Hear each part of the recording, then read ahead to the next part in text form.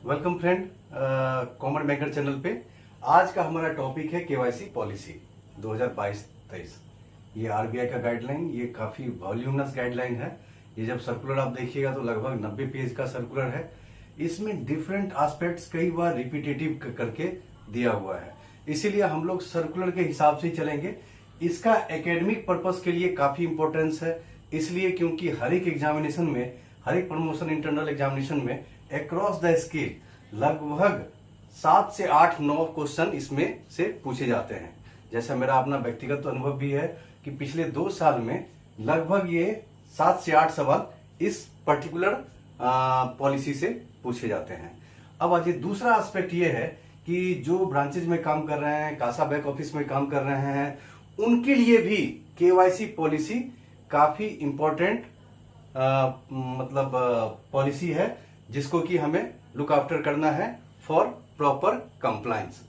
लेकिन चूंकि यह पॉलिसी बहुत लंबा है, यह काफी वॉल्यूमनस है, तो थोड़ा सा वीडियो भी थोड़ा सा लंबा होगा, इसीलिए थोड़ा पेशेंस रख के इस वीडियो को कंप्लीट जरूर कीजिएगा। सबसे पहले इस सर्कुलर का शुरुआत होता है मॉडिफिकेशन से। मॉडिफिकेशन से स्टार्ट होता है ये इस सर्कुलर का। क्या क्या मॉडिफिकेशन आया है? 2 मॉडिफिकेशन आया है। मॉडिफिकेशन नंबर पहला नंबर मॉडिफिकेशन ये आया है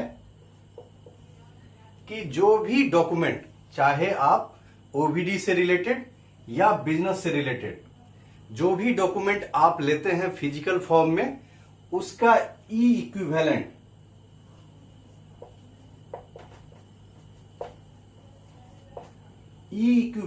यानी कि अगर उसका कोई इलेक्ट्रॉनिक फॉर्म में भी अगर कोई पेपर, अगर वो प्रूफ है, तो भी उसे मान लिया जाएगा। दोनों चीज, दोनों रूप में, चाहे ओबीडी में, चाहे प्रूफ ऑफ बिजनेस या इनकम प्रूफ के लिए। पहला मॉडिफिकेशन। दूसरा मॉडिफिकेशन यह है कि जो पीरियोडिक अपडेशन होता है केवाईसी का on the basis of risk categorisation, जैसे हाई रिस्क के केस में 2 साल पे पीरियोडिक अपडेशन होता है, मीडियम रिस्क के केस में 8 साल के ड्यूरेशन पे केवाईसी अपडेशन होता है, और लो रिस्क में 10 साल के अंतराल पे पीरियोडिक अपडेशन केवाईसी का होता है।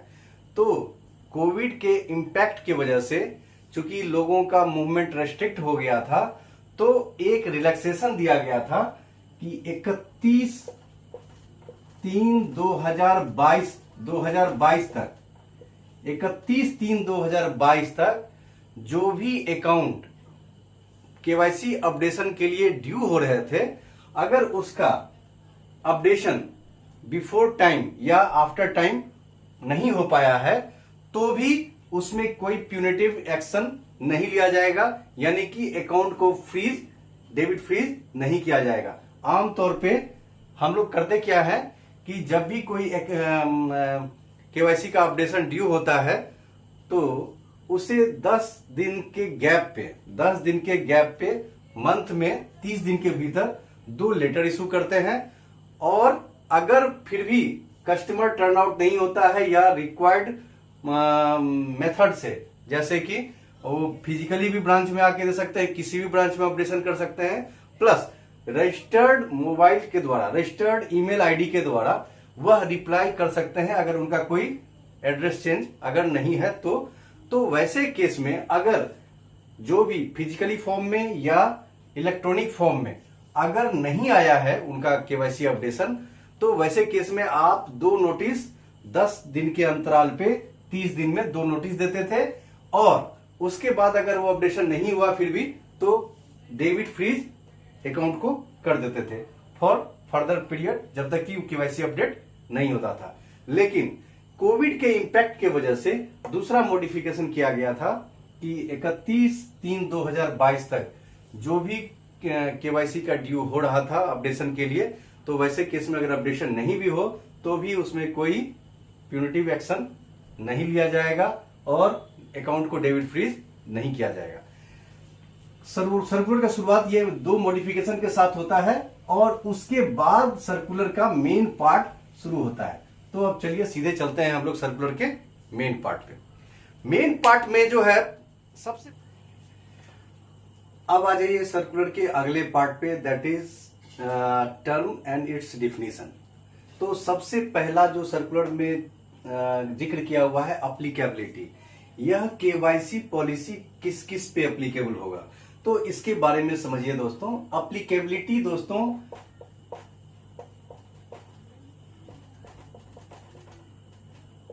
ये किस किस पे एप्लीकेबल होगा, ऑल ब्रांचेज एंड ऑफिसेस। जितने भी बैंक का ब्रांच है या जितना भी ऑफिसेस है सभी पे ये केवाईसी पॉलिसी एप्लीकेबल होगा। अब आज ये इसमें अगला 2 पॉइंट है कि जिस भी बैंक का अब्रॉड में अगर उसका सब्सिडरीज है, मेजर सब्सिडरीज यानी कि जिसमें कि मेजर स्टेक है, तो वैसे केस में 2 पॉइंट है उसमें कि अगर उस लैंड का जो लॉ है वह आरबीआई के पॉलिसी को लागू करने से अगर रोकता है, तो वैसे केस में जो जो पॉलिसी लागू करने के लिए रोकता है इसका जानकारी हमें आरबीआई को देना है, पहला पॉइंट। दूसरा पॉइंट, अगर किसी कंट्री में लैंड ऑफ लॉ जो वहां का है वह आरबीआई से डिफरेंट है लेकिन ज्यादा स्ट्रिंजेंट है, तो वैसे केस में आरबीआई का पॉलिसी और उस कंट्री के पॉलिसी में जो ज्यादा स्ट्रिंजेंट होगा, जो ज्यादा एप्रोप्रिएट होगा, टफ लॉ होगा, उसको हम अप्लाई करते हैं। अब आ जाइए दोस्तों अगले पॉइंट पे, that is definition. Definition of Aadhaar number. Aadhaar number दोस्तों आधार ऑर्डिनेंस 2019 के तहत इसको डिफाइन किया गया है कि अगर कोई भी व्यक्ति, कोई भी इंडिविजुअल अगर किसी भी गवर्नमेंट के सब्सिडीज या पॉलिसी का बेनिफिट उठाता है तो वैसे केस में आधार नंबर को फर्निश करना आवश्यक है। उसके लिए वह Aadhaar possession, proof of Aadhaar possession that is sufficient, यानी कि वह अगर बैंक में अगर जाता है और वह जिस फॉर्म में भी यूएआईडी ने इशू कर रखा है उस फॉर्म में वह लेके जाएगा और ऑनलाइन या ऑफलाइन ऑथेंटिकेशन कर सकता है बैंक में। अब आ जाइए अगले टर्म पे, that is act and rule. दोस्तों prevention of money laundering act 2002 और prevention of money laundering rule 2005, इस दोनों के बारे में जब भी एक्ट का जिक्र करें तो उसको समझिए। Prevention of money laundering act PML, prevention of money laundering act 2002 और prevention of money laundering rule 2005, इसको मेंटेनेंस ऑफ रिकॉर्ड भी बोलते हैं, मेंटेनेंस ऑफ रिकॉर्ड भी बोलते हैं। ठीक है, अब आ जाइए अगले पॉइंट पे, ऑथेंटिकेशन। ऑथेंटिकेशन को ऐसे डिफाइन किया गया है जैसे जहां भी आपको कोई भी डॉक्यूमेंट का ऑथेंटिकेशन का आवश्यकता है तो वैसे केस में जो आईटी एक्ट 2002 के तहत, आईटी एक्ट 2002 के तहत उसका ऑथेंटिकेशन आपको एक्सेप्ट करने समय ऑथेंटिकेशन करना है। तो जैसे आपका आधार का जैसे ऑथेंटिकेशन होता है कि अंगूठा लगाएगा तो भी हो जाएगा ऑथेंटिकेट, उसका मैच कर देगा अगर अंगूठा से। दूसरा है कि ओटीपी बेस्ड, जैसे मान लीजिए अगर आधार का मतलब पंचिंग करना है, उसके मोबाइल पे, रजिस्टर्ड मोबाइल पे जो ओटीपी जाता है और वो फिर वैलिडेट करेगा तो भी ऑथेंटिकेशन हो सकता है। तो ये हो गया दोस्तों। अब आ जाइए दोस्तों beneficial owner. Other than individual के केस में या other than joint account of individual के केस में बेनिफिशियल ओनर का आइडेंटिफिकेशन केवाईसी प्रोसेस का एक इंपॉर्टेंट पार्ट है। अब आ जाइए कि बेनिफिशियल ओनर का मतलब क्या होता है।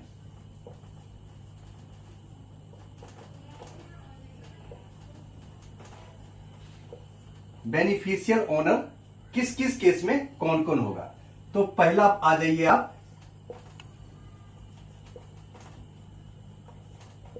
कंपनी। पहले बेनिफिशियल ओनर का कंसेप्ट समझ लीजिए कि जो कोई भी अकाउंट है उसका एक्चुअल बेनिफिशियल ओनर कौन है, उसके बारे में उसको जानना, उसको आइडेंटिफाई करना केवाईसी पॉलिसी, केवाईसी प्रोसेस का एक अहम हिस्सा है। अब जैसे कोई भी कंपनी है उसका बेनिफिशियल ओनर कौन होगा, तो इसके लिए समझ लीजिए किसी भी कंपनी के केस में जिसका स्टेक 25% या उससे ज्यादा होगा, यानी कि जो कि कंपनी के लाभ और हानि में हिस्सेदारी अगर 25% से ज्यादा होगा तो वो सारे व्यक्ति उसके बेनिफिशियल ओनर हो जाएंगे। अब इसका मतलब ये समझिए, मान लिया जाए एबीसी लिमिटेड एक कंपनी है, ठीक है। इस एबीसी कंपनी लिमिटेड में राम के पास 25% स्टेक है, श्याम के पास 10% स्टेक है और घनश्याम के पास 65% स्टेक है। तो वैसे केस में जब ये आप एबीसी लिमिटेड अकाउंट खोलिएगा तो इसमें बेनिफिशियल ओनर कौन हो जाएगा, राम और घनश्याम, क्योंकि इसका स्टेक कंपनी में 25% या उससे ज्यादा है, कंपनी के लाभ और हानि में हिस्सेदारी इसका 25% से ज्यादा है। कंपनी के केस में बेनिफिशियल ओनर आपने समझ लिया। अब आ जाइए पार्टनरशिप के केस में। पार्टनरशिप के केस में, पार्टनरशिप अकाउंट के केस में दोस्तों, जहां स्टेक अगर कस्टमर का, ये पार्टनर का 15% या उससे ज्यादा है तो वैसे केस में वो सारे इंडिविजुअल बेनिफिशियल ओनर हो जाएंगे, ठीक है। कंपनी के केस में 25 है, बाकी सभी में 15% का स्टेक है, चाहे पार्टनरशिप ले लीजिए चाहे आप ट्रस्ट ले लीजिए। ट्रस्ट में आपका क्या हो जाएगा, जो ट्रस्ट का डीड का ऑथर होगा, ट्रस्टीज जिनका की इंटरेस्ट उस ट्रस्ट में 15% या उससे ज्यादा होगा तो वो बेनिफिशियल ओनर हो जाएगा। इनकॉर्पोरेटेड बॉडी में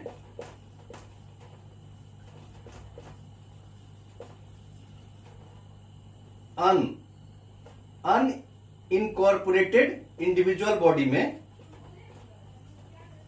यानी कि जब कई सारे इंडिविजुअल का एक एसोसिएशन हो जाए जो कि जिसका कि कोई इनकॉर्पोरेशन नहीं हुआ है, तो वैसे केस में उस अकाउंट का बेनिफिशियल ओनर कैसे डिसाइड होगा कि उस अनइनकॉर्पोरेटेड बॉडी में जिसका भी इंटरेस्ट या स्टेक 15% या उससे ज्यादा होगा तो वह बेनिफिशियल ओनर हो जाएगा।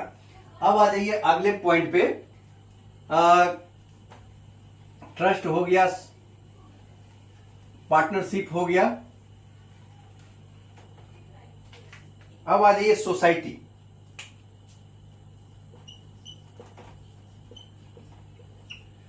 सोसाइटी या ट्रस्ट, जहां की बेनिफिशियल ओनर का जो कंपनी के केस में दोस्तों 2 पॉइंट है कि उसका मतलब 25% से ज्यादा उसके पास स्टेक हो। दूसरा पॉइंट है कि कंट्रोल जो है कंपनी के ऊपर उसका होगा, यानी कि मेजर शेयर होल्डर होगा, या मतलब उसका ये होगा, इंप्लीकेशन ये होगा कि मेजॉरिटी डायरेक्टर को अपॉइंट करने का राइट जिसके पास होगा वह आपको बेनिफिशियल ओनर हो जाएंगे, ठीक है। तो कंपनी के केस में हो गया 25% स्टेक प्लस मेजॉरिटी डायरेक्टर को अपॉइंट करने की क्षमता। अब दूसरा केस में आ जाइए कि पार्टनरशिप के केस में आपका हो गया 15% या उससे ज्यादा का अगर इंटरेस्ट अगर किसी पार्टनर का होगा तो वह बेनिफिशियल ओनर हो जाएगा। अब ट्रस्ट में भी वही चीज होगा कि जो ट्रस्ट का जो ऑथर होगा, ट्रस्टीज होंगे जिनका इंटरेस्ट 15% या उससे ज्यादा का अगर होगा तो वह बेनिफिशियल ओनर हो जाएगा। अनइनकॉर्पोरेटेड बॉडी में भी 15% या उससे ज्यादा का जिस भी इंडिविजुअल का स्टेक होगा वह बेनिफिशियल ओनर हो जाएगा। लेकिन कोई ऐसा सोसाइटी या ट्रस्ट या बॉडी जिसमें कि ये सारे कंडीशन मतलब आप आइडेंटिफाई नहीं कर पाते हैं, मतलब कि 15% या स्टेक ये आप वेरीफाई नहीं कर पाते हैं, आइडेंटिफाई नहीं कर पाते हैं, तो वैसे केस में इसका जो है बेनिफिशियल ओनर कौन होगा? इसका बेनिफिशियल ओनर हो जाएगा जिसके पास जो सिग्नेटरीज हैं, सिग्नेटरीज मतलब जिनके पास ट्रांजैक्शन करने का ऑथोरिटी है, वो उसके बेनिफिशियल ओनर हो जाएंगे और उसका आइडेंटिफिकेशन और उसका केवाईसी कंप्लायंस हमें करना पड़ेगा। ठीक है दोस्तों, बेनिफिशियल ओनर को हम लोग अब पढ़ चुके हैं। अब आ जाइए अगले पॉइंट पे, that is certified copy of OVD. Certified copy of OVD का मतलब यह हो गया दोस्तों, जो भी ऑफिशियल वैलिड डॉक्यूमेंट है उसका ओरिजिनल या ई इक्विवेलेंट डॉक्यूमेंट वह आपके पास लेके आएगा और बैंक में जो अधिकारी होंगे उसका मिलान करते हुए, ओरिजिनल डॉक्यूमेंट को देखते हुए या ओरिजिनल ई इक्विवेलेंट डॉक्यूमेंट को देखते हुए उस कॉपी पे अपने जीबीपीए नंबर के साथ साइन करेंगे और उसको सर्टिफाई कर देंगे। तो उसका मतलब हो गया सर्टिफाइड कॉपी ऑफ ओवीडी। अब आ जाइए अगले पॉइंट पे, that is CKYCR, central KYC registry.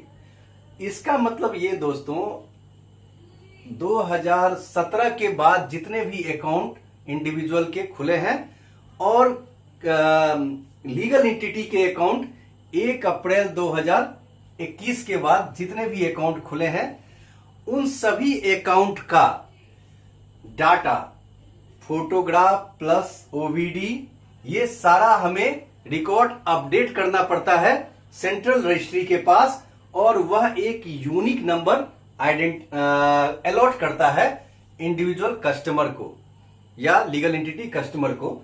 तो उसको बोलते हैं central KYC registry. Central KYC registry में डाटा जो है 2 फॉर्म में उपलब्ध होता है, एक तो डिजिटल फॉर्म में और उसका एक फिजिकल कॉपी भी मेंटेन किया जाता है सेंट्रली CKYC रजिस्ट्री के द्वारा। अब आ जाइए अगले पॉइंट पे, डेजिग्नेटेड डायरेक्टर। डेजिग्नेटेड डायरेक्टर का मतलब यह है दोस्तों कि इस पॉलिसी के तहत बैंक को अपने ईडी में से एक एग्जीक्यूटिव डायरेक्टर को डेजिग्नेट करना पड़ता है कि ये हमारे डेजिग्नेटेड डायरेक्टर होंगे जिनका नाम, address financial intelligence unit India को रिपोर्ट किया जाता है। अब वो बैंक के तरफ से वह नोडल अधिकारी होंगे फॉर ओवरऑल केवाईसी कंप्लायंस और रिपोर्टिंग एस्पेक्ट पे बैंक की तरफ से। ठीक है, अब आ जाइए दोस्तों डिजिटल केवाईसी। डिजिटल केवाईसी का मतलब यह है दोस्तों कि जो भी केवाईसी डिजिटली फॉर्म में किए जाते हैं, जैसे आधार ऑथेंटिकेशन, ये डिजिटल केवाईसी के रूप में आता है। इक्विवेलेंट ई डॉक्यूमेंट, दोस्तों आप जैसा जानते होंगे कि आपका डॉक्यूमेंट का भी एक वैलिड जो है मतलब क्रिएट किया है गवर्नमेंट ने, तो वहां से भी जो डॉक्यूमेंट डिराइव होगा वह इक्विवेलेंट माना जाएगा फिजिकल कॉपी या फिजिकल आपका डॉक्यूमेंट के रूप में। फिजिकल डॉक्यूमेंट के बराबर वो माना जाएगा ई डॉक्यूमेंट को। ठीक है, अब आ जाइए दोस्तों अगला पॉइंट है NPO यानी कि नॉन प्रॉफिट ऑर्गेनाइजेशन। तो वो सारे सोसाइटी जो कि स्टेट एक्ट या सेंट्रल गवर्नमेंट एक्ट के तहत नॉन प्रॉफिट ऑर्गेनाइजेशन में रजिस्टर्ड हो या कंपनी एक्ट 2013 के तहत सेक्शन 8 के तहत अगर वो कंस्टिट्यूट हो, जिसका उद्देश्य प्रॉफिट कमाना नहीं हो बल्कि एक सर्टेन टारगेटेड सोसाइटी ट्रस्ट के रूप में, सोसाइटी टारगेटेड इंडिविजुअल को बेनिफिट पहुंचाने का हो, तो उसको कहते हैं नॉन प्रॉफिट ऑर्गेनाइजेशन। अब आ जाइए OVD, officially valid document. Officially valid document दोस्तों क्या क्या है? केवाईसी की पर्पस के लिए आइडेंटिफिकेशन, और देखिए केवाईसी जो है एक तो है आइडेंटिफिकेशन ऑफ द मतलब कस्टमर और दूसरा है उसका एड्रेस प्रूफ। ठीक है, तो OVD में क्या क्या आता है? पहला है आपका पासपोर्ट, दूसरा आता है आपका ड्राइविंग लाइसेंस, तीसरा आता है आपका वोटर कार्ड, चौथा आता है आपका position of Aadhaar number, proof of position of Aadhaar number, फिर है नरेगा, नरेगा रजिस्टर में जो सूची में अगर नाम और एड्रेस है वो हो जाएगा, और है आपका नेशनल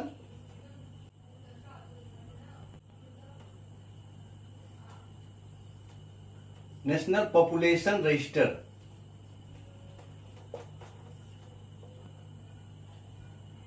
ये 6 जो है ये आपका ओवीडी कहलाते हैं, ऑफिशियली वैलिड डॉक्यूमेंट कहलाते हैं।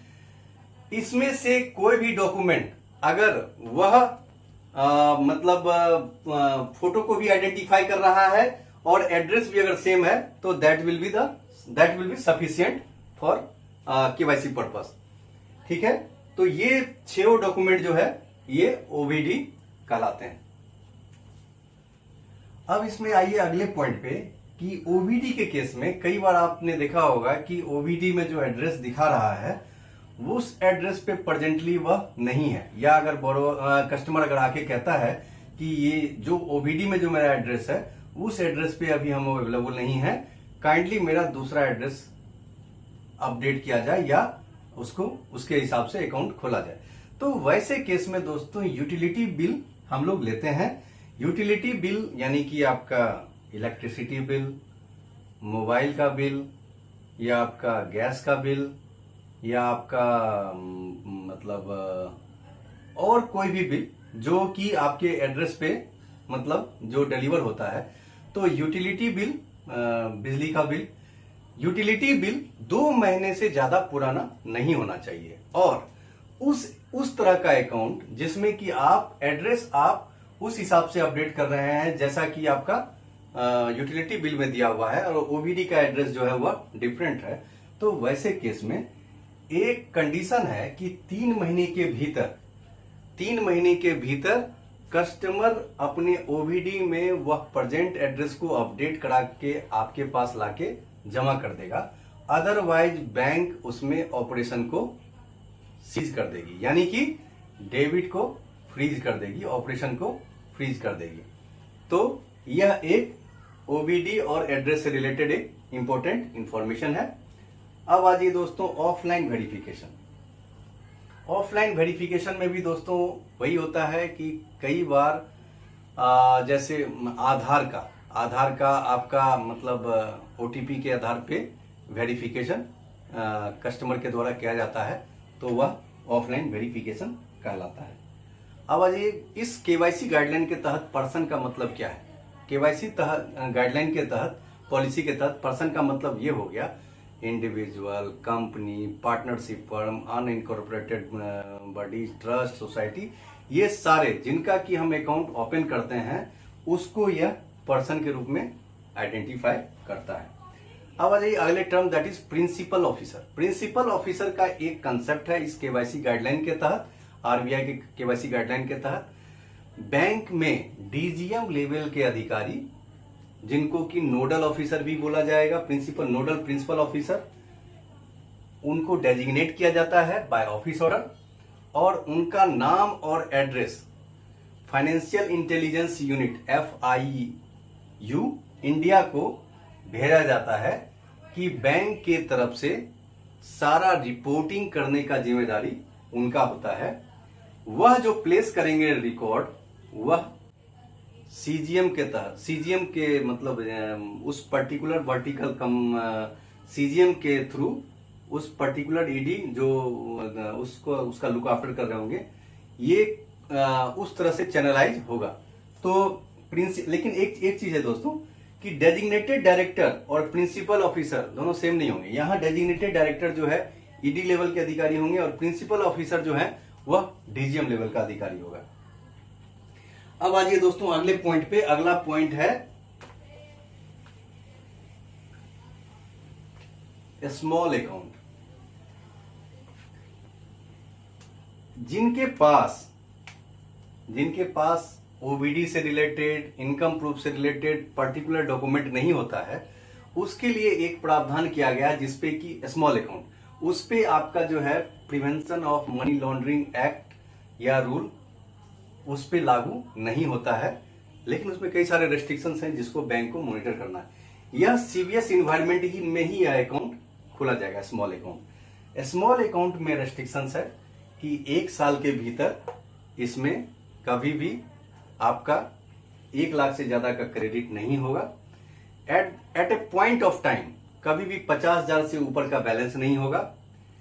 1 महीने के भीतर विड्रॉल का जो आपका लिमिट दिया गया है, सारे विड्रॉल को मिला के 10,000 से ज्यादा विड्रॉल नहीं कर सकते हैं, ठीक है। और यह जो स्मॉल अकाउंट होगा वह 12 महीने के लिए खोला जाएगा और उस 12 महीने को फर्दर फिर आप जो है 12 महीना और एक्सटेंड कर सकते हैं। उसके भीतर कस्टमर को ओबीडी अपना लाके सबमिट करना पड़ेगा, केवाईसी अपडेट करवाना पड़ेगा, अदरवाइज उसमें ऑपरेशन बंद कर दिया जाएगा। अब आ जाइए नेक्स्ट पॉइंट पे, that is UCIC, unique customer identification code. एक बैंक के द्वारा एक कस्टमर को एक unique customer identification code issue किया जाएगा अक्रॉस द बैंक। जैसे फॉर एग्जांपल एक कस्टमर आया राम और उसको आपने यूसीआईसी नंबर इशू कर दिया, अब वह फर्दर किसी भी अकाउंट को, किसी भी तरह का अकाउंट खोलने के लिए आएगा तो अब फर्दर उसका due diligence, customer due diligence नहीं किया जाएगा। अब वह जो भी अकाउंट खोले तो फर्दर उसका फ्रेश ड्यू डिलीजेंस नहीं किया जाएगा और मतलब अक्रॉस द अकाउंट उसका यूनिक कस्टमर आइडेंटिफिकेशन कोड एक ही होगा। अब आ जाइए अगले पॉइंट पे, that is VCIP, video customer identification process. Video customer identification process यह एक नया चेंज हुआ है कि कस्टमर का आप केवाईसी आइडेंटिफिकेशन या अपडेशन, जो रेगुलर अपडेशन करते हैं, वह वीडियो के थ्रू कर सकते हैं। उसमें कई सारे गाइडलाइन दिए हुए हैं कि वो जो है इन टू इनक्रप्टेड होना चाहिए, उसका जो सॉफ्टवेयर होगा वो रेजिलिएंट फ्रेमवर्क होना चाहिए उसका, वो कभी भी जो वीडियो केवाईसी होगा वो सॉफ्टवेयर में या उस नेटवर्क में कभी भी भारत के बाहर का कोई भी जो है आईपी एड्रेस इंटर नहीं किया जा सकता है, इस तरह का प्रावधान हो। लाइव फोटो खींचने का और लाइव रिकॉर्ड अपडेट करने का प्रावधान हो और जो जहां भी वह अपडेट किया जाएगा या स्टार्टिंग आइडेंटिफिकेशन किया जाएगा उसका लैटिट्यूड और लॉन्गिट्यूड वह रजिस्टर्ड होगा और यह एक मतलब अधिकारी के द्वारा किया जाएगा, एक आपका डेजिग्नेटेड अधिकारी के द्वारा ही यह प्रोसेस किया जाएगा जो उसको ऑथेंटिकेट करेगा। अब आ जाइए अगले टर्न पे, that is walk in customer, जिनका हमारा अकाउंट से रिलेटेड रिलेशनशिप नहीं है लेकिन वह डिफरेंट बैंकिंग फैसिलिटी के लिए हमारे पास आते हैं। जैसे कि कई बार होता है कि आपके पास अकाउंट होल्डर नहीं होते हैं लेकिन ड्राफ्ट बनाने के लिए आए या किसी को एनईएफटी करने के लिए आए कैश में 50,000 या 50,000 से नीचे, तो वैसे केस में भी हम उनको बैंकिंग सर्विसेज प्रोवाइड करते हैं। तो उस कस्टमर को जिनका कि हमारा अकाउंट बेस्ड रिलेशनशिप नहीं होता है उनको वॉक इन कस्टमर बोलते हैं, लेकिन हमें मतलब वहां भी लिमिटेड आइडेंटिफिकेशन कस्टमर का ड्यू डिलिजेंस करना है, ठीक है। और जहां भी अगर सस्पिशन अगर होता है कि स्ट्रक्चर्ड ट्रांजैक्शन कर रहा है तो वैसे केस में हम उसको डिनाई भी कर सकते हैं। जैसे मान लीजिए कोई कस्टमर आता है और 50,000 से नीचे का ही अगर मतलब आपको रोज दे रहा है, मतलब ड्राफ्ट बनाने के लिए या रोज भेज रहा है, तो वैसे केस में हमें विजिलेंट रहना चाहिए कि वह स्ट्रक्चर्ड ट्रांजैक्शन कर रहा है या फैसिलिटी दिया गया है जेन्युइन कस्टमर के लिए एक्सीजेंसी के केस में।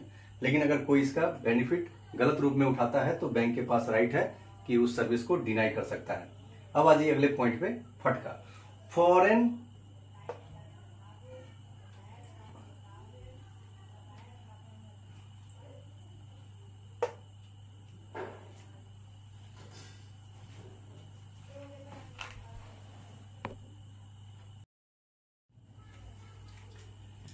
अब आ जाइए दोस्तों अगले पॉइंट पे, फटका, foreign account tax compliance act. यह जो है यूएसए के साथ इंडिया गवर्नमेंट का एक ट्रीटी है, जो आईजीए इंटर गवर्नमेंट एग्रीमेंट है, जिसके तहत अगर कोई भी अमेरिकन सिटीजन या अमेरिकन कंपनी जिसका कि मतलब कोई भी अगर हम अकाउंट अगर यहाँ खोलते हैं तो फटका में डिक्लेरेशन हमें लेना पड़ता है, और इसका रिपोर्टिंग हमें एक स्ट्रक्चर्ड चैनल बना हुआ है जिसके तहत हम रिपोर्टिंग करते हैं।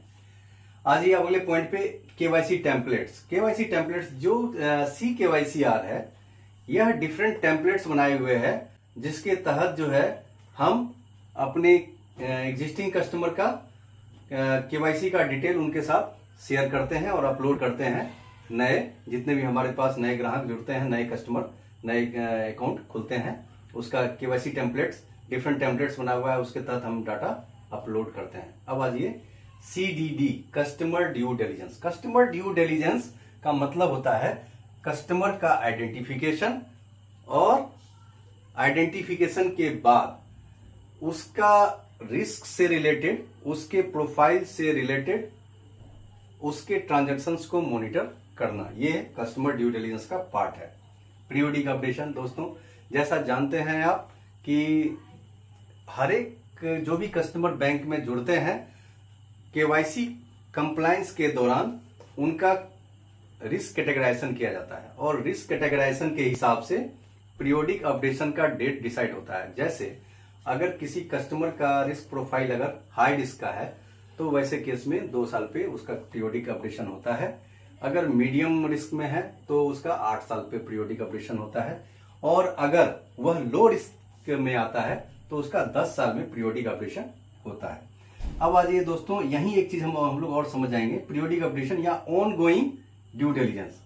ऑन गोइंग ड्यू डिलिजेंस का मतलब ये होता है दोस्तों कि कोई भी कस्टमर आपके साथ पहले बैंक में जुड़ गया, केवल उसी समय उसका ड्यू डिलिजेंस नहीं करना है। ड्यू डिलिजेंस आइडेंटिफाई आपने कर लिया, आपने उसका प्रोफाइल भी, रिस्क प्रोफाइल भी तय कर लिया, अब वहां रोल खत्म नहीं हो जाता है। यानी कि जब तक आपके साथ उसका रिलेशनशिप रहता है तो उसके ट्रांजैक्शंस को उसके प्रोफाइल के हिसाब से मैच करते रहना, उसका मॉनिटरिंग करना, यह होता है ऑन गोइंग ड्यू डिलिजेंस। अब आ जाइए politically exposed person. Politically exposed person, ये इसका मतलब केवल जो पॉलिटिक्स में लोग हैं उनका नहीं। पॉलिटिकली एक्सपोज पर्सन एक बड़ा अम्ब्रेला है, उसमें बहुत उस बड़ा अम्ब्रेला में डिफरेंट सेगमेंट के कस्टमर आएंगे। जैसे ऑब्वियसली पॉलिटिकली एक्सपोज पर्सन, जो पर्सन पॉलिटिकली एक्सपोज है। दूसरा, जितने भी बड़े पद पे लोग हैं, यानी कि मतलब आपका सेक्रेटरी लेवल या मतलब उसके equivalent different across the section में या गवर्नमेंट में या PSU में जो लोग होंगे वह पॉलिटिकली एक्सपोज्ड पर्सन के कैटेगरी में आएंगे। और जितने भी, जैसे आप देखेंगे कि उसके प्रोफेशनल, जैसे कोई CA है, कोई वकील है, जो कि उनके क्लाइंट बहुत बड़े हैं, ठीक है, उसको गेटवे प्रोफेशनल बोला जाता है। तो वो सारे लोग भी पॉलिटिकली एक्सपोज्ड पर्सन के दायरे में आएंगे। ये हमेशा पॉलिटिकली एक्सपोज्ड पर्सन के अकाउंट हमेशा हाई रिस्क में आता है, ठीक है। अब आ जाइए दोस्तों सेल बैंक। सेल बैंक जिसका कि फिजिकल प्रेजेंस नहीं है, जो कि पेपर पे ही केवल अवेलेबल है, उसको सेल बैंक बोलते हैं। Wire transfer, domestic cross border wire transfer, वह इसको समझिए, ये मनी लॉन्ड्रिंग में जो है, मनी लॉन्ड्रिंग में दोस्तों, मनी लॉन्ड्रिंग में ये टर्म पिछले साल भी। अब आते हैं, मनी लॉन्ड्रिंग में 3 स्टेज होता है। मनी लॉन्ड्रिंग 3 स्टेज के द्वारा कंप्लीट किया जाता है। पहला है प्लेसमेंट। प्लेसमेंट का मतलब ये है दोस्तों, ये आपका बैंक हो गया, ठीक है। अब क्या करेगा, क्या करता है कि डिफरेंट अकाउंट के थ्रू पैसे को सिस्टम में डालेगा, ठीक है। अब जैसे फॉर एग्जांपल यही समझ लीजिए कि कोई कंपनी का आदमी, कोई कंपनी का हेड जो है अपना 100 एम्प्लॉय का अकाउंट खुलवा दिया, ठीक है। अब अपना अकाउंट के थ्रू, अपने अकाउंट से या डिफरेंट चैनल से उसके अकाउंट में पैसा डालना, ठीक है। इसको बोलते हैं प्लेसमेंट, यानी कि सिस्टम में पैसे को ले आना छोटे छोटे टुकड़े में और डिफरेंट अकाउंट में। अब उस अकाउंट से क्या करेगा, उस अकाउंट से फर्दर अलग अलग अकाउंट में भेजेगा, ठीक है। उसका ट्रेल समझना मुश्किल होगा, जैसे ए से भेजा बी में, बी ने भेजा सी को, सी ने भेजा डी को, ठीक है। ये इस तरह का ट्रेल चलता रहेगा। अब यहां से जो है मतलब ई को भेजा, ई ने एफ को भेजा, एफ ने फिर जी को भेजा, इस तरह से ट्रेल चलता रहेगा। लेयरिंग, उसको बोलते हैं लेयरिंग। वो डिफरेंट अकाउंट में भेजेगा और आगे ट्रांजेक्शन चलता रहेगा और फाइनली इंटीग्रेशन, और फाइनली उन सारे पैसे को लेके अपने अकाउंट में लेके आएगा, ठीक है। अगर कोई कंपनी है या कोई इंडिविजुअल है या उसका जो अकाउंट है उसमें लेके आएगा और फाइनली उसको लेजिटिमेट पैसे को कर देगा। इस प्रोसेस को बोलते हैं इंटीग्रेशन। ये सवाल, इस पे सवाल भी पूछे गए थे पिछले वाले प्रमोशन एग्जाम में भी। तो प्लेसमेंट का मतलब ये हो गया कि सिस्टम में पैसे को लेके आ जाना छोटे टुकड़े के रूप में। लेयरिंग, अब जैसे किसी ओरिजिनेटर से एक अकाउंट में आया, ठीक है, ये हो गया प्लेसमेंट। सिस्टम में आ गया पैसा। अब उस सिस्टम से पैसा को घुमाएगा A B C D E F G H, हो सकता है टुकड़े में, जैसे मैंने 100 रुपया आया, 50 रुपया बी को दिया, 50 रुपया सी को दे दिया, अब फिर उससे डी को दे दिया, और आगे लास्ट में फिर उस सारे पैसे को इंटीग्रेट करके अपने अकाउंट में लेके जाएगा। That is integration. प्लेसमेंट मतलब मनी को सिस्टम में ले आना। लेयरिंग मतलब फ्रीक्वेंट ट्रांजेक्शन करना। अब लेयरिंग से ही जुड़ा हुआ है अपना वायर ट्रांसफर। वायर ट्रांसफर का मतलब ऐसा होता है दोस्तों कि एक अकाउंट से दूसरे अकाउंट में किया, दूसरे अकाउंट से तीसरे अकाउंट में किया, वह जेन्युइन ट्रांजेक्शन नहीं हो रहा है, बस उसका आई वास के लिए वह डिफरेंट अकाउंट में ट्रांजेक्शन करते चला जा रहा है ताकि ट्रांजेक्शन का ट्रेल को ना पकड़ा जाए। उसको बोलते हैं वायर ट्रांसफर। ये वायर ट्रांसफर दोस्तों डोमेस्टिक वायर ट्रांसफर, यानी कि भारत के भीतर अगर ये इस तरह के ट्रांजेक्शन हो रहे हैं तो उसको डोमेस्टिक वायर ट्रांसफर बोलेंगे। और आपको क्रॉस बॉर्डर वायर ट्रांसफर, यानी कि अगर बाहर से अगर कोई पैसा आ रहा है और उस तरह का ट्रेल बनाया जा रहा है तो उसको बोलते हैं cross border domestic wire transfer. ये लेयरिंग का हिस्सा होगा। और इंटीग्रेशन, बाद में उन सारे पैसे को इंटीग्रेट करके जो मकसद था, जो एक्चुअल बेनिफिशियरी था इस पूरे मनी लॉन्ड्रिंग का, उसके अकाउंट में चला गया। इसको बोलते हैं इंटीग्रेशन, ठीक है। होप कि यहां ये क्लियर हुआ होगा। अब आइए दोस्तों अगला पॉइंट पे, that is suspicious transaction. Suspicious transaction का दोस्तों यहां जो ये है, मैं सीधा इसका डिफिनीशन पढ़ता हूं क्योंकि ये डिफिनीशन से ही सीधे सवाल पूछा गया था। अब इसको समझ लीजिए, सीधे डिफिनीशन से ही सवाल पूछ दिया गया था। सस्पिशियस ट्रांजेक्शंस वह that includes an attempted transaction. अगर मान लीजिए कोई ट्रांजेक्शन हुआ या अटेम्प्ट किया, वो भी सस्पिशियस ट्रांजेक्शन के रूप में आप रिपोर्ट कर सकते हैं। जैसे आपको लग रहा है कि कोई ट्रांजेक्शन हुआ, मतलब हो गया, ठीक है, वो तो हो गया। और अटेम्प्टेड ट्रांजेक्शन, कोई अटेम्प्ट किया लेकिन आपने उसको नहीं होने दिया, उसको भी रिपोर्ट करना है, जिसको नियर मिस इवेंट भी बोलते हैं ना। जैसे कि कोई क्षति होने वाला था या कोई गलत काम होने वाला था, लेकिन आपने उसको विजिलेंट थे, आप उसको रोक दिए, तो उसको बोलते हैं near miss event. Bank near miss event को रिपोर्ट करने के लिए अवार्ड भी देती है। नियर मिस इवेंट मतलब डिफरेंट अक्रॉस द मतलब सेक्शन ऑफ प्रोसेस में। तो अगर कोई नियर मिस इवेंट हो या एक्चुअली ट्रांजेक्शन हो गया है, अब इसमें क्या है, इसका सस्पिशियस ट्रांजेक्शन का क्राइटेरिया क्या है? ये पहला क्राइटेरिया है, give rise to reasonable ground of suspicion. जिस ट्रांजेक्शन पे आपको रीजनेबल ग्राउंड है सस्पिशन एराइज होने का, ठीक है, पहला पॉइंट। दूसरा पॉइंट है, appears to be made in circumstances of unusual और अनजस्टिफाइड कॉम्प्लेक्सिटीज। यानी कि ये ट्रांजेक्शन आपको लग रहा है कि ये अनयूजुअल सर्कमस्टांसेस में और कॉम्प्लेक्सिटी, अनजस्टिफाइड कॉम्प्लेक्सिटी के साथ किया गया है, तो वह सस्पिशियस ट्रांजेक्शन होगा, ठीक है।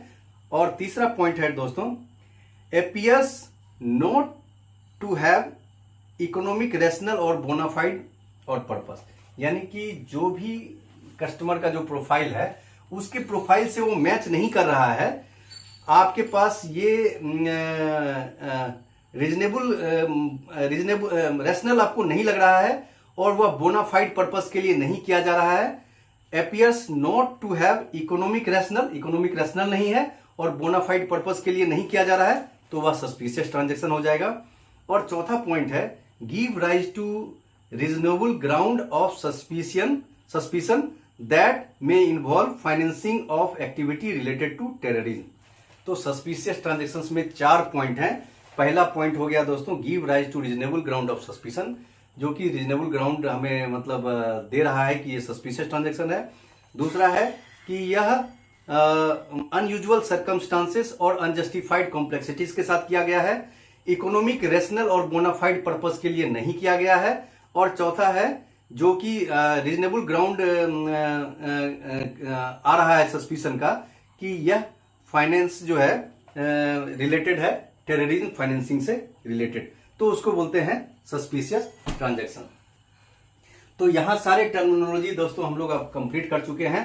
अब आगे हम लोग चलेंगे इस केवाईसी पॉलिसी के पार्ट पे, that is customer identification, customer acceptance policy, risk categorisation और आगे के पार्ट पे। एक टर्म दोस्तों रह गया था डिस्कस करने से, non face to face account.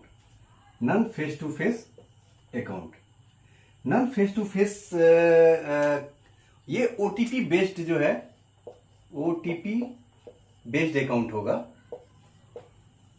जैसे नाम से ही पता चलता है नॉन फेस टू फेस, वह फिजिकली प्रेजेंट नहीं हो रहा है रिलेशनशिप मतलब के लिए, यानी कि अकाउंट का जो रिलेशनशिप बन रहा है उसके लिए वह फिजिकली प्रेजेंट नहीं हो रहा है, ओटीपी बेस्ड ऑथेंटिकेशन ही हो रहा है नॉन फेस टू फेस। अब इसमें दोस्तों इसमें कुछ रेस्ट्रिक्शंस होता है। जैसे आप देखे होंगे कि कई सारा जो है ऐप बेस्ड जो है, इवन आप देखिएगा कि सब्जी वाला के पास आप जिसके पास स्कैन वगैरह करते हैं और सब्जी लेते हैं, उनको कई सारा लोन का ऑफर किया जाता है डिफरेंट कंपनी के द्वारा। बहुत सारे मतलब फाइनेंशियल इंस्टीट्यूशंस, कई सारा मतलब एनबीएफसी वगैरह आ गया है ऐप बेस्ड लेके। उसमें क्या करता है वह ओटीपी बेस्ड ऑथेंटिकेशन लेता है और वह उसको क्रेडिट दे देता है, ठीक है। या ओटीपी बेस्ड कई सारा बैंक भी देखिएगा कि ओटीपी बेस्ड जो है अकाउंट ओपन कर देता है, तो गाइडलाइन के तहत कर सकते हैं, लेकिन उसमें कई सारे रेस्ट्रिक्शंस हैं। जैसे पहला रेस्ट्रिक्शंस क्या है कि उसमें मतलब सबसे पहले तो non face to face account जो है एक ही होगा अक्रॉस द बैंक, ठीक है। अक्रॉस द बैंक एक ही अकाउंट आप खोल सकते हैं। तो इसमें जो है कस्टमर को एक अंडरटेकिंग देना होता है कि मेरा non face to face account किसी भी बैंक में नहीं है, पहला पॉइंट। दूसरा पॉइंट दोस्तों कि इसमें जो है साल भर में फाइनेंशियल ईयर में क्रेडिट जो है 2 लाख से ज्यादा नहीं होना चाहिए, ठीक है, 2 लाख से ज्यादा नहीं होना चाहिए। तीसरा, आप अगर टर्म कोई भी लोन देते हैं तो केवल आप टर्म लोन के शेप में ही दीजिएगा और वह टर्म लोन का अमाउंट कितना होगा, 60,000 से ज्यादा नहीं होना चाहिए, ठीक है। और चौथा है दोस्तों कि यह 12 महीने के लिए ही होगा, 12 मंथ के लिए ही होगा। अगर 12 महीने के भीतर अगर यह केवाईसी कंप्लाइंट नहीं होता है, प्रॉपर केवाईसी कंप्लाइंट नहीं होता है, तो उस अकाउंट को क्लोज कर दिया जाएगा। और टर्म लोन के केस में अगर केवाईसी कंप्लाइंट नहीं होता है तो डिसबर्समेंट फर्दर अलाउ नहीं किया जाएगा, ठीक है। तो ये हो गया non face to face OTP based relationship, ठीक है। अब आ जाइए अगले पॉइंट पे, that is KYC policy main. KYC policy main, इसमें जो है क्या है आपका कस्टमर एक्सेप्टेंस पॉलिसी, ठीक है, risk categorisation.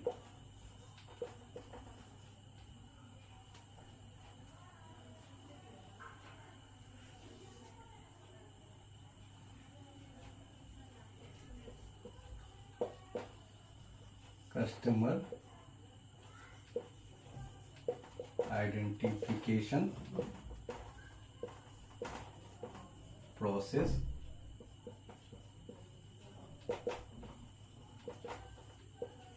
Monitoring of transaction.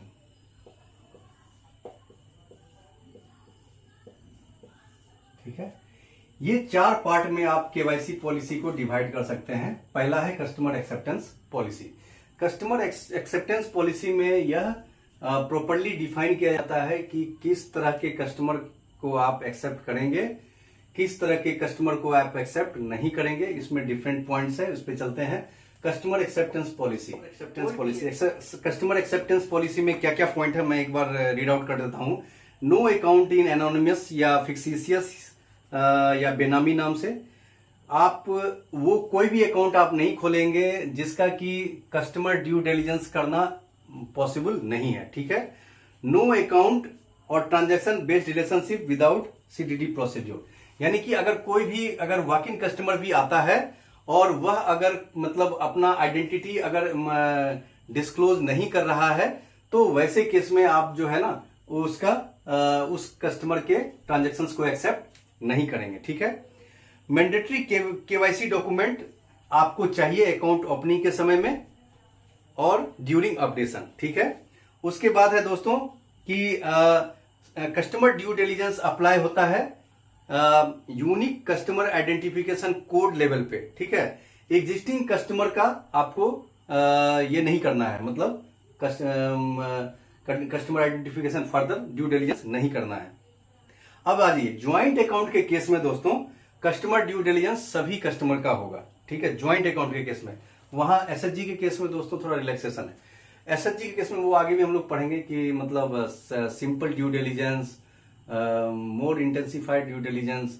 तो एसएचजी के केस में अगर आप सेविंग अकाउंट खोल रहे हैं या उसका डिपॉजिट अकाउंट खोल रहे हैं तो वैसे केस में हर एक मेंबर का केवाईसी ड्यू डिलिजेंस करना आवश्यक नहीं है। लेकिन जब आप लोन देते हैं तो वैसे केस में आपको एसएचजी के हर एक मेंबर का ड्यू डिलिजेंस करना आवश्यक होता है। ठीक है, अब आ जाइए अगले पॉइंट पे कि ज्वाइंट अकाउंट के केस में दोस्तों कस्टमर ड्यू डिलिजेंस सारे ज्वाइंट कस्टमर का करना है। No account is opened where identity match with sanction list circulated by RBI. ठीक है, जहां भी जो भी नाम या सर्कुलेशन किया हुआ है मतलब आरबीआई के द्वारा कि ये सारे लोगों पे सैंक्शंस लगा हुआ है तो उसका आप अकाउंट नहीं खोलेंगे। ठीक है, उसके बाद है कस्टमर एक्सेप्टेंस पॉलिसी में दोस्तों की जो भी पैन का इंफॉर्मेशन फर्निश करता है वह अपने डाटा जो है उसका पैन का जो डाटा है उसके साथ उसको मैच करना है। ठीक है, डिजिटल सिग्नेचर के केस में दोस्तों की जो भी अगर डिजिटली साइन कोई डॉक्यूमेंट आपके पास देता है तो वैसे केस में जो मतलब आईटी एक्ट के तहत जो उसका जो कंडीशंस है उस तहत के उसके तहत आप उस डॉक्यूमेंट का वेरिफिकेशन करवाते हैं। ठीक है, ये हो गया दोस्तों कस्टमर एक्सेप्टेंस पॉलिसी। अब आ जाइए अगला पॉइंट है रिस्क कैटेगराइजेशन। रिस्क कैटेगराइजेशन हम लोग जैसा कि पढ़े हैं कि कस्टमर के प्रोफाइल के बेस पे कस्टमर के बेस पे उसका रिस्क कैटेगराइजेशन किया जाता है। लो रिस्क, हाई रिस्क और मीडियम रिस्क। इसको हम लोग आगे और डिटेल में जानेंगे कि किसका by default categorisation high risk में होगा और किसका बाय डिफॉल्ट मीडियम में होगा और किसका आप लो में कर सकते हैं। मेन जो फोकस है दोस्तों ये कस्टमर आइडेंटिफिकेशन प्रोसेस और मॉनिटरिंग ऑफ ट्रांजैक्शन। अब आ जाइए customer identification process. Customer identification process CIP, इसी का एक पार्ट होता है customer due diligence. Customer due diligence. अब आते हैं दोस्तों अगले पॉइंट पे customer identification process. Customer identification process यह आइडेंटिफिकेशन करेगा कस्टमर का। इसमें हमें वेरीफाई करना है कस्टमर को आइडेंटिफाई करना है, वेरीफाई करना है और बेनिफिशियल ओनर को आइडेंटिफाई और वेरीफाई करना है। अब आज इसमें पहला पॉइंट कि इंडिविजुअल के केस में आप कस्टमर आइडेंटिफिकेशन कैसे करेंगे। इंडिविजुअल के केस में दोस्तों ठीक है आपका 3 तरीके से हो सकता है। ठीक है, 3 तरीके से हो सकता है। पहला तरीका आप समझिए।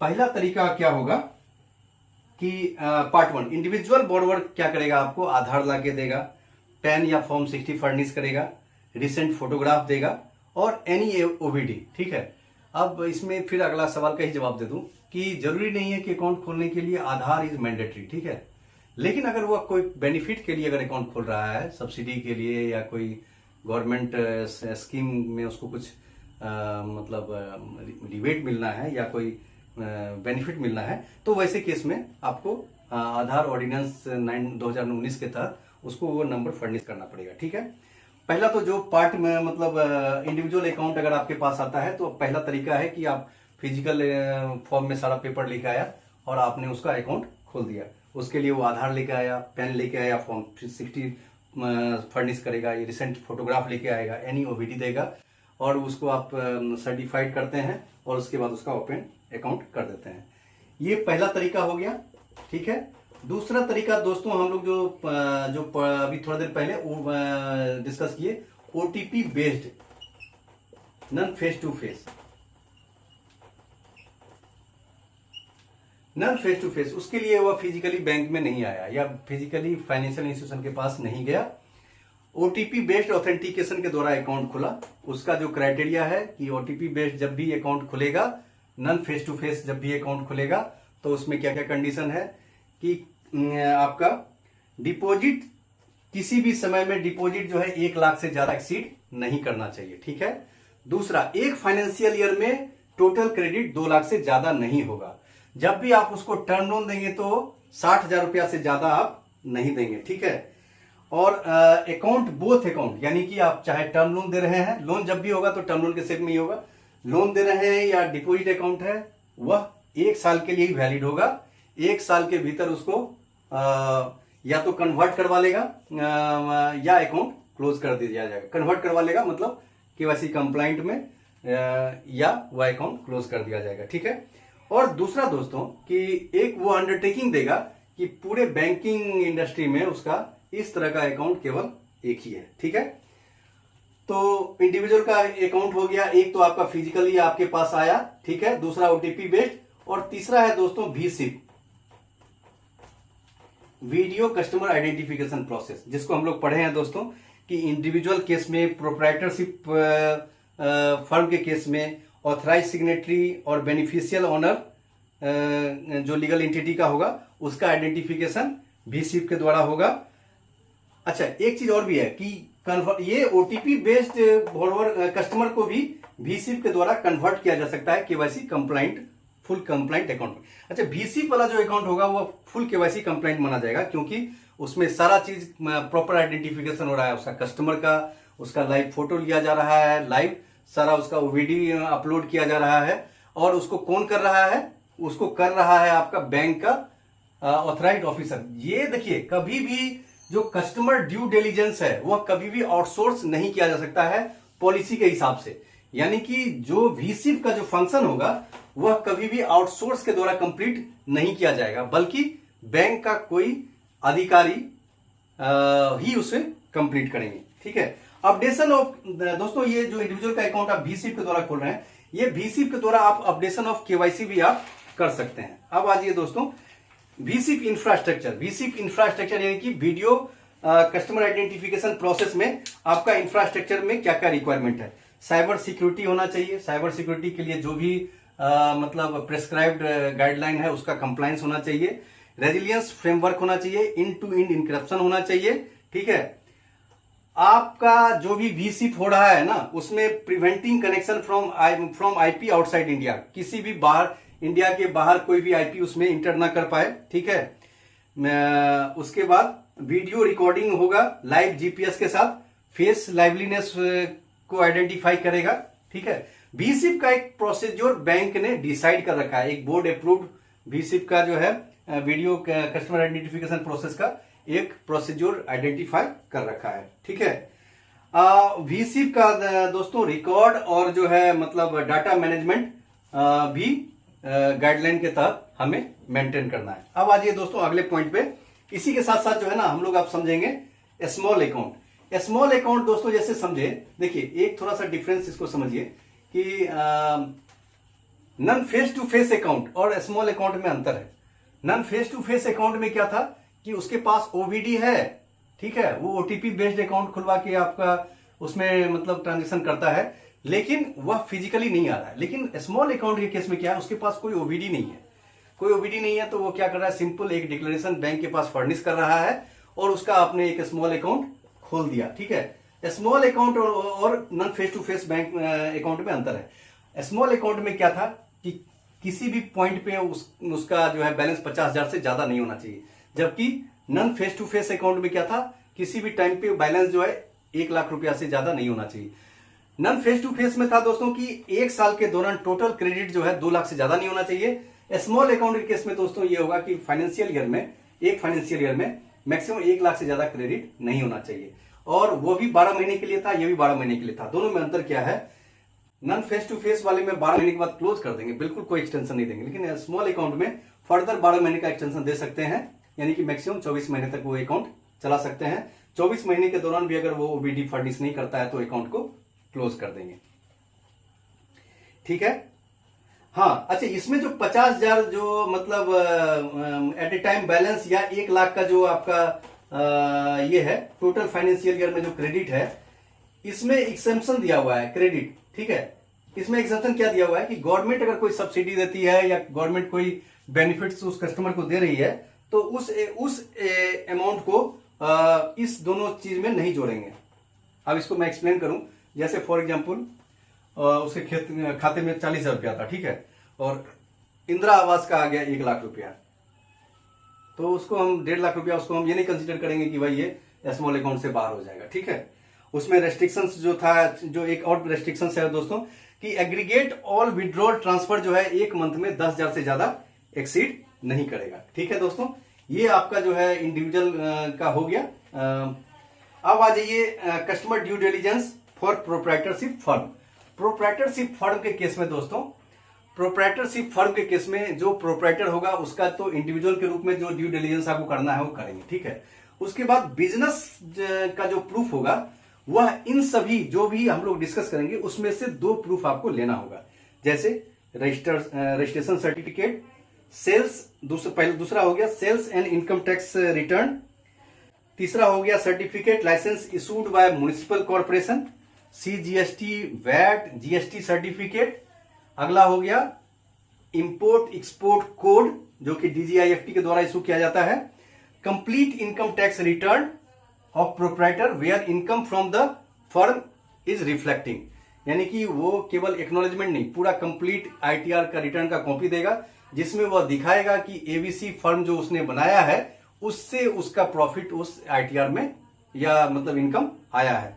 उसके बाद यूटिलिटी बिल, ये जो आपके 7 यूटिलिटी बिल, ये 7 में से कोई 2 डॉक्यूमेंट उसको सबमिट करना पड़ेगा। फिर से मैं रिपीट करता हूं, पहला डॉक्यूमेंट हो गया रजिस्ट्रेशन सर्टिफिकेट, दूसरा हो गया दोस्तों sales and income tax return, तीसरा हो गया certificate license issue by municipal corporation, चौथा हो गया CGST वैट GST सर्टिफिकेट, पांचवा हो गया IEC मतलब इंपोर्ट एक्सपोर्ट कोड जो कि DGIFT के द्वारा इशू किया जाता है एक्सपोर्टर और इंपोर्टर को।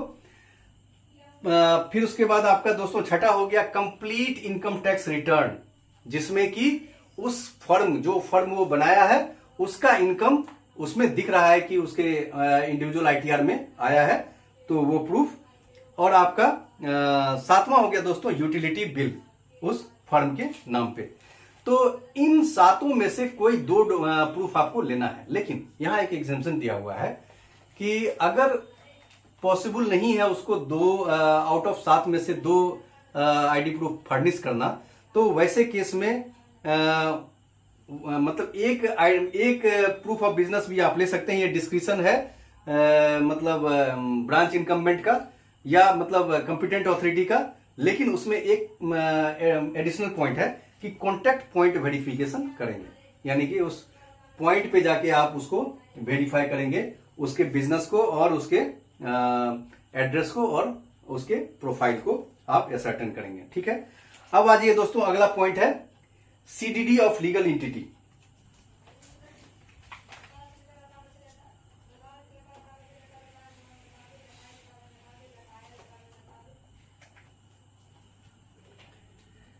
Customer due diligence of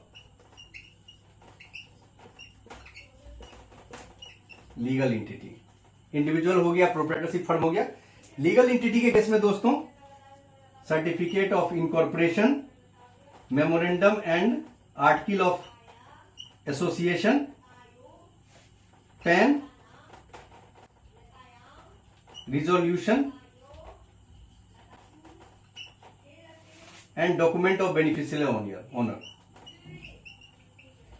document of beneficial owner. ठीक है, देखिए लीगल एंटिटी के केस में जो आप लीगल एंटिटी को आइडेंटिफाई करेंगे, सर्टिफिकेट कंपनी, जैसे मान लीजिए ये कंपनी है, ठीक है, कंपनी के केस में आप सर्टिफिकेट ऑफ इनकॉर्पोरेशन लेंगे, memorandum of article of association, pan लेंगे कंपनी का, रिजोल्यूशन लेंगे फॉर ओपनिंग ऑफ अकाउंट, और डॉक्यूमेंट ऑफ बेनिफिशियल ओनर, यानी कि जो भी बेनिफिशियल ओनर उस के डॉक्यूमेंट के हिसाब से डिफाइन हो रहा होगा, उस बेनिफिशियल ओनर का फर्दर इंडिविजुअल के केस में जैसे केवाईसी लेते हैं वो आपको लेना है।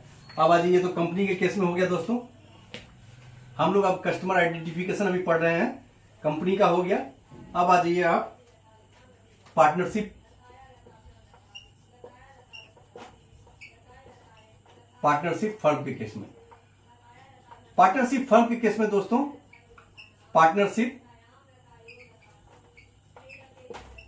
डीड ले लेंगे, उसके बाद रजिस्ट्रेशन सर्टिफिकेट लेंगे,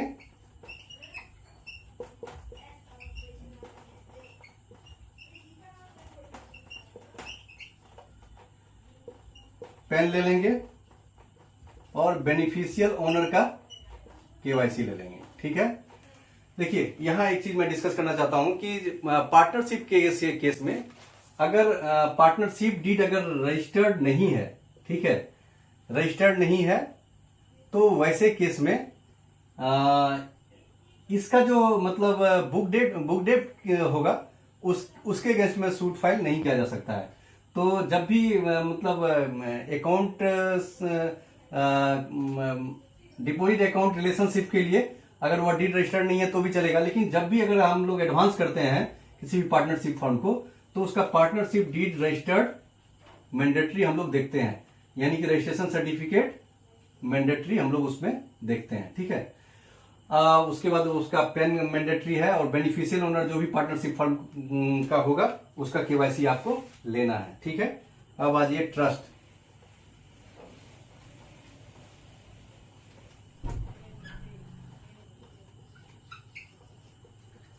ट्रस्ट के केस में दोस्तों क्या होगा, registration certificate, trust deed,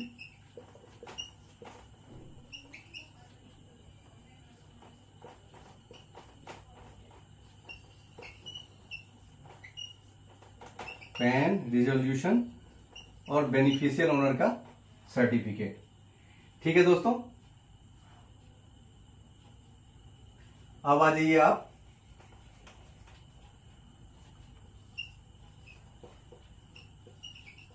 unincorporated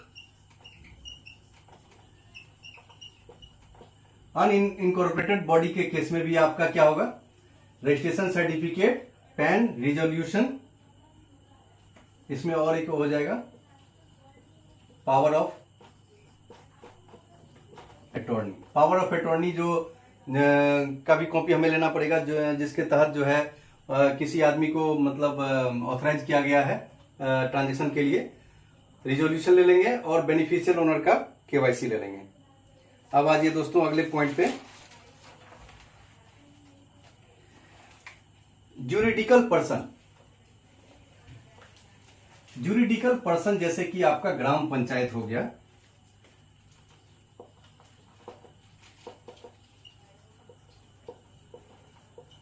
juridical person के केस में लाइक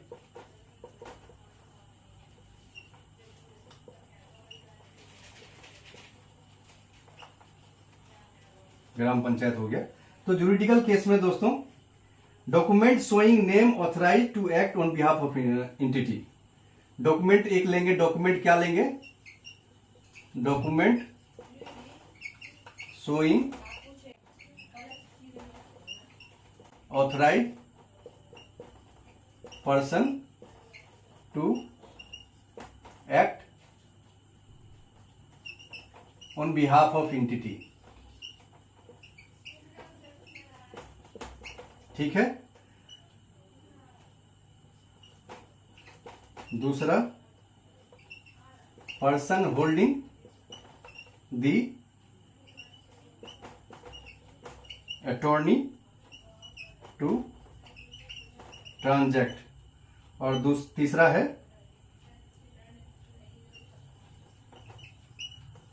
एस्टेब्लिश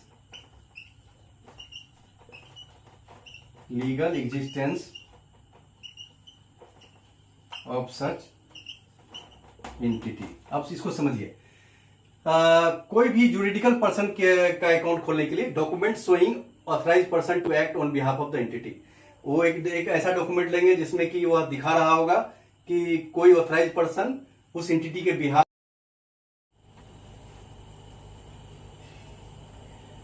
अब आते हैं अगले पॉइंट पे दोस्तों, जुरिडिकल पर्सन। जैसा कि हम लोग अभी डिस्कस किए थे कि जैसे ग्राम पंचायत हो गया, तो वैसे केस में आपको 3 डॉक्यूमेंट पे ध्यान देना है। पहला तो वो डॉक्यूमेंट जिसमें कि यह ऑथराइज किया गया होगा, जिसको ऑन द बिहाफ ऑफ वो जुरिडिकल पर्सन वह ट्रांजैक्ट करेगा, वह डॉक्यूमेंट।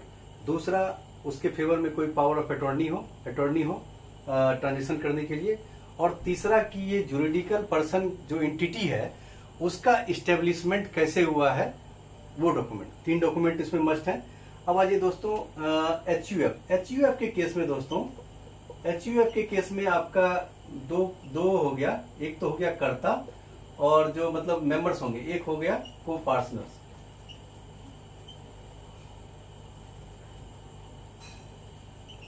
को पार्टनर्स और कर्ता। सबसे पहले तो कर्ता का आपको केवाईसी चाहिए। ठीक है। को पार्टनर्स जितने भी मेजर को पार्टनर्स हैं, इनका आपका एड्रेस प्रूफ, एड्रेस के साथ फोटो, सेल्फ डिक्लेरेशन चाहिए। ठीक है। उसके बाद आपका जो है और एक अंडरटेकिंग चाहिए, अंडरटेकिंग फ्रॉम कर्ता एंड मेजर को पार्टनर्स, कि ये हमारा एचयूएफ अकाउंट होगा जिसमें कि कर्ता ये हैं, और सारे को पार्टनर्स जितने भी मेजर होंगे उनका फोटो और एड्रेस नोट करके सेल्फ सर्टिफाई करके वह सबमिट करेंगे, तब जाके उनका अकाउंट खुलेगा। अब आइए अगले पॉइंट पे, that is on going due diligence. On going due diligence के केस में दोस्तों,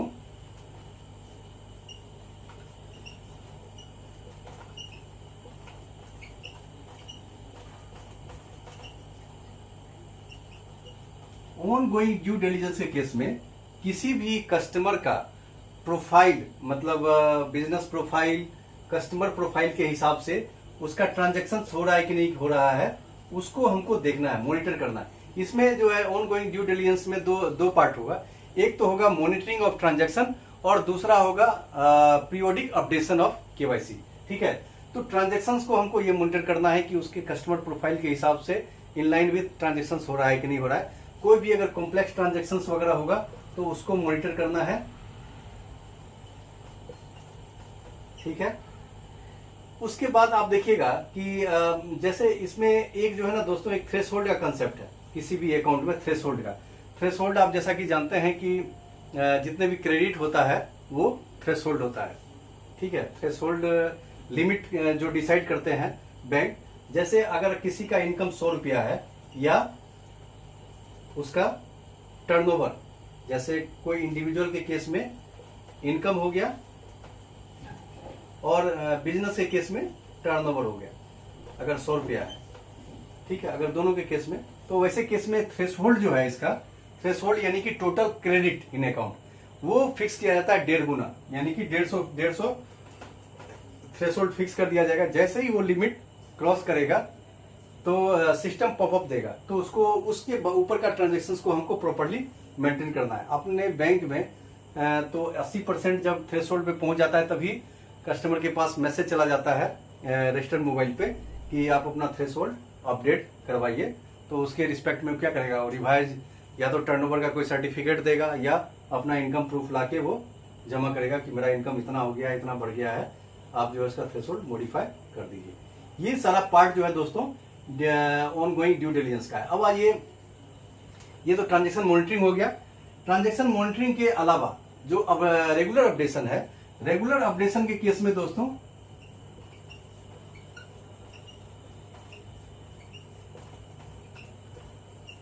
इसमें हो सकता है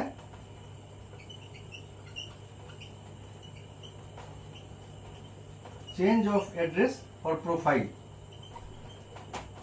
ठीक है, no change.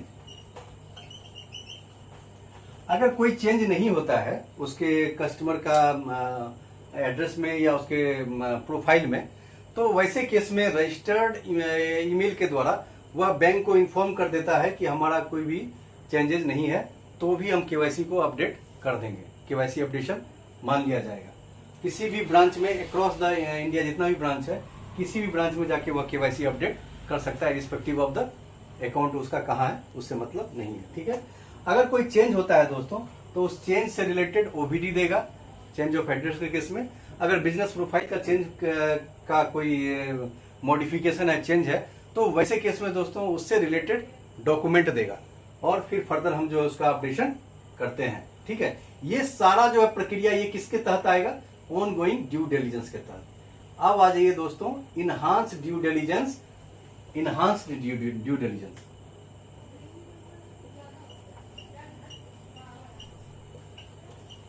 Enhance due diligence आपको किस किस केस में करना है। एक तो पॉलिटिकली एक्सपोज पर्सन के केस में,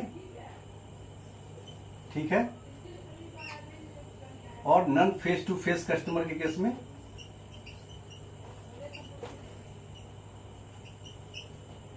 पॉलिटिकली एक्सपोज पर्सन आप जानते हैं कि कोई भी पॉलिटिकली एक्सपोज पर्सन जो पॉलिटिकली एक्सपोज है, पॉलिटिक्स में है या किसी कंट्री के हेड हैं या सेक्रेटरी या उस लेवल के अधिकारी हैं, किसी भी डिपार्टमेंट में हेड पोजीशन पे हैं, चाहे पीएसयू में चाहे गवर्नमेंट ऑर्गेनाइजेशन में, वो सारे पॉलिटिकली एक्सपोज पर्सन कहलाएंगे। प्लस उनके जितने भी मतलब प्रोफेशनल इंटरमीडिएरीज हैं, जैसे उनके चार्टर्ड अकाउंटेंट, उनका मतलब एडवोकेट, जो इसको गेटवे ऑफ इंटरमीडिएरीज भी बोला जाता है, जिसके तहत वो डील करते हैं या जिसको वो हायर करते हैं, उनका अकाउंट भी जो है वह पॉलिटिकली एक्सपोज पर्सन के रूप में आएगा, ठीक है। और non face to face customer के केस में जहां की ओटीपी बेस्ड ओटीपी के आधार पे रिलेशनशिप स्टेब्लिश हो रहा है, तो वैसे केस में भी दोस्तों आपका अकाउंट जो है वहां इनहांस ड्यू डिलिजेंस करना है। और पीईपी हो गया आपका, और इंटरमीडिएरीज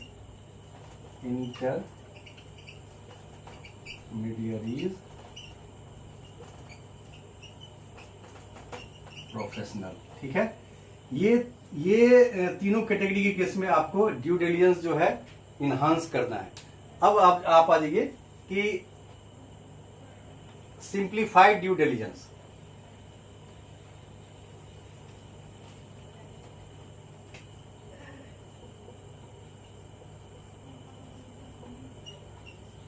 सिंप्लीफाइड ड्यू डिलिजेंस किसके केस में होता है, एक तो आपका एसएचजी केस में। एसएचजी केस में दोस्तों मतलब सारे एसएचजी मेंबर का ड्यू डिलिजेंस करने की आवश्यकता नहीं है। जो आपका ऑफिस बियरर होगा,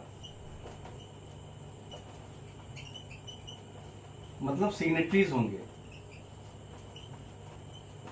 उनका आपको ड्यू डिलिजेंस कर लेने से काम चल जाएगा। लेकिन वो किस केस में, वह डिपॉजिट अकाउंट के केस में। अगर उसको आप कोई एडवांस देते हैं एसएचजी को, तो वैसे केस में सारे मेंबर का ड्यू डिलिजेंस करना आवश्यक है, ठीक है। दूसरा दोस्तों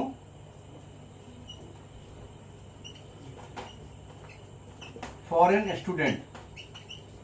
स्टूडेंट के केस में जो है सिंप्लीफाइड ड्यू डिलिजेंस है, लेकिन उसमें कंडीशन है। कंडीशन क्या है, अब जैसे देखिए इसका कहानी समझ लीजिए कि कोई फॉरेन का स्टूडेंट आया, फॉरेनर स्टूडेंट आया, उसको कोई प्रोविजनल एडमिशन इंडिया में किसी यूनिवर्सिटी के द्वारा या कॉलेज के द्वारा हो मिल गया है, तो उसके पास प्रोविजनल सर्टिफिकेट होगा, प्रोविजनल एडमिशन का लेटर होगा, प्लस उसके पास वीजा होगा, मतलब पासपोर्ट के साथ वीजा होगा, और वीजा में जो है इमिग्रेशन सर्टिफिकेट उस पर इम्बोस होगा कि वहां से आया है, जिस जो इमिग्रेशन सर्टिफिकेट में वीजा में उनका परमानेंट एड्रेस जो है उस कंट्री का रहेगा, लेकिन उसके पास लोकल एड्रेस प्रूफ नहीं है तो भी आप उसका अकाउंट खोल देंगे।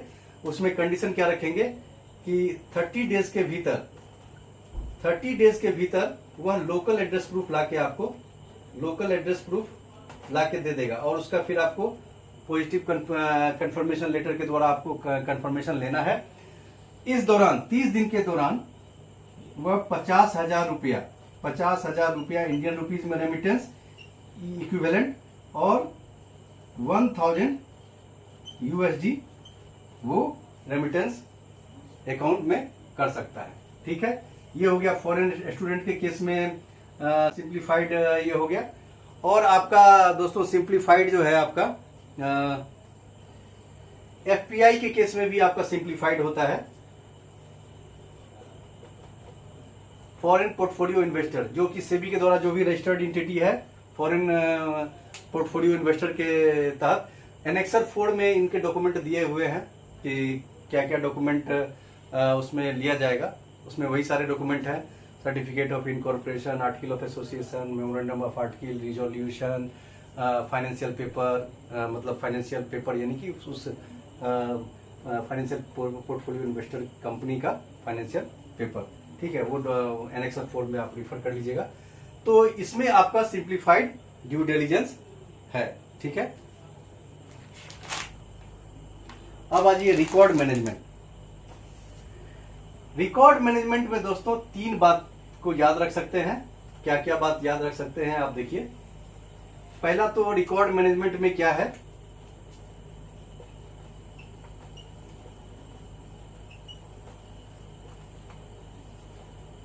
देखिए मेंटेनेंस ऑफ रिकॉर्ड जो है वह किसके द्वारा गाइडेड होता है, PML रूल 2005 के द्वारा। ठीक है, 2005 जो है डिफाइन किए हुए है कि मेंटेनेंस ऑफ द रिकॉर्ड में क्या क्या करना है।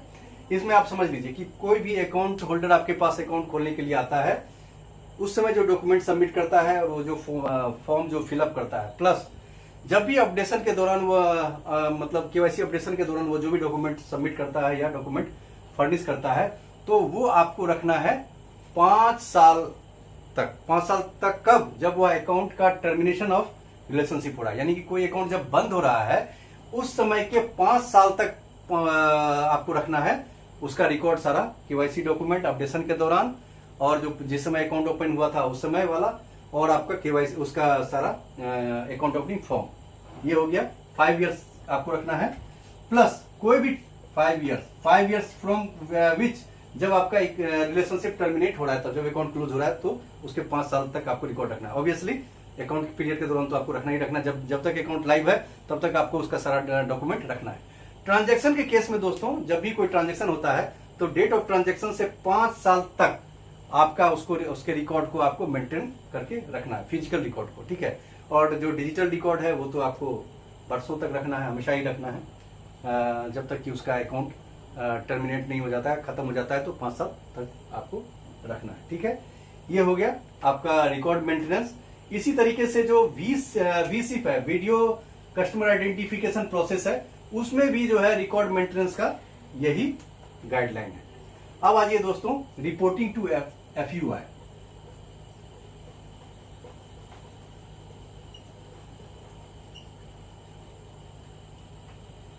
FIU finance intelligence unit India, IND। ठीक है, किसका किसका रिपोर्टिंग करते हैं, कैश ट्रांजैक्शन रिपोर्ट। ठीक है, suspicious transaction report. Suspicious transaction report दोस्तों जैसा हम लोग जानते हैं कि जिसका 4 डिफिनेशन शुरुआत में पढ़े थे, बिल्कुल उस हिसाब से आप उसको याद रखिएगा। एग्जामिनेशन में डिट्टो बिल्कुल डिफिनेशन पूछा था और उसका क्या क्या मतलब चारों कंडीशन था वो पूछा था। CTR हो गया दोस्तों आपका कैश ट्रांजैक्शन रिपोर्ट। एक दिन में अगर 10 लाख से ज्यादा, 10 लाख या उससे ज्यादा का ट्रांजैक्शन होता है तो CTR में उसका रिपोर्टिंग करते हैं। इसके अलावा अगर कोई आपको स्ट्रक्चर्ड ट्रांजैक्शन कर रहा है, 50,000 तक ही ट्रांजैक्शन कर रहा है, स्ट्रक्चर्ड ट्रांजैक्शन कर रहा है, स्ट्रक्चर्ड ट्रांजैक्शन मतलब जानबूझ के उतना ट्रांजैक्शन कर रहा है और मल्टीपल ट्रांजैक्शन कर रहा है, तो उसको भी आप CTR में रिपोर्ट करते हैं। STR हो गया, उसके बाद आपका काउंटरफिट नोट हो गया, काउंटरफिट नोट हो गया, उसके बाद आपका नॉन प्रॉफिट ऑर्गेनाइजेशन का ट्रांजैक्शंस हो गया,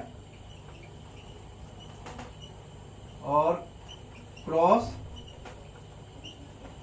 बॉर्डर वायर ट्रांसफर, इन सभी का जो है रिपोर्टिंग आपको FIU को करना पड़ता है 15 अगले महीने के 15 तारीख तक। ठीक है, अब इसको सबको समझिए। काउंटरफिट नोट का तो आप समझते ही हैं। NPO जो भी नॉन प्रॉफिट ऑर्गेनाइजेशन जो कि स्टेट गवर्नमेंट सोसाइटी एक्ट या सेंट्रल गवर्नमेंट सोसाइटी एक्ट के तहत हुआ है, या कोई कंपनी एक्ट 2013 के सेक्शन 8 के तहत अगर कोई कंस्टिट्यूट हुआ है नॉन प्रॉफिट ऑर्गेनाइजेशन, तो उसके ट्रांजेक्शन का भी रिपोर्टिंग आपको FIU इंडिया को करना है। क्रॉस बॉर्डर वायर ट्रांसफर के केस में भी ट्रांजेक्शन का रिपोर्टिंग आपको FIU इंडिया को करना है।